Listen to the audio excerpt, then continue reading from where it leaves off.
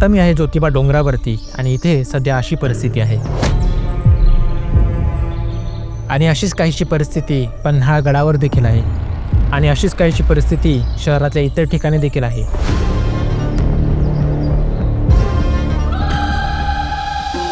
लोकांना हे prestigious spots आपल्या स्वतःच्या घरासारखे वाटतात, पण तुम्ही हे स्वतःच्या घरासारखं ठेवताय काय?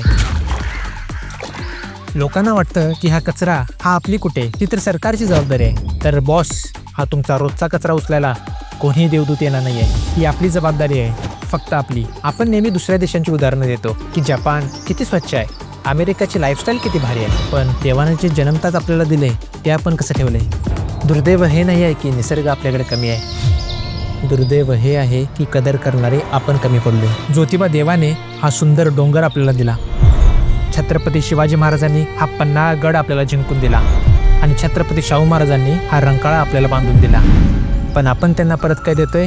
तर हा कचरा. आता ह्यावरती उपाय काय? तर हा बारीक कचरा आपल्या खिशातून घरात नेऊन टाका किंवा साईडच्या कचऱ्यापेटीत टाका. आता ह्या बारीक सारी गोष्टी सांगायला मी काय कुठल्या शाळेचा हेडमास्टर नाही आहे, पण आपण अजूनही या गोष्टींमध्ये थोडे बारकेच आहोत. आणि जर तुमच्या समोर असं कोण कचरा टाकत असेल तर त्यांना प्रेमाने समजवा, दादा इथे कचरा टाकू नका प्लीज.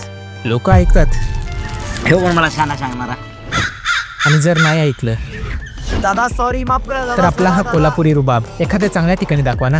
दादा सॉरी दादा, दादा माफ करा, सॉरी दादा. आई ग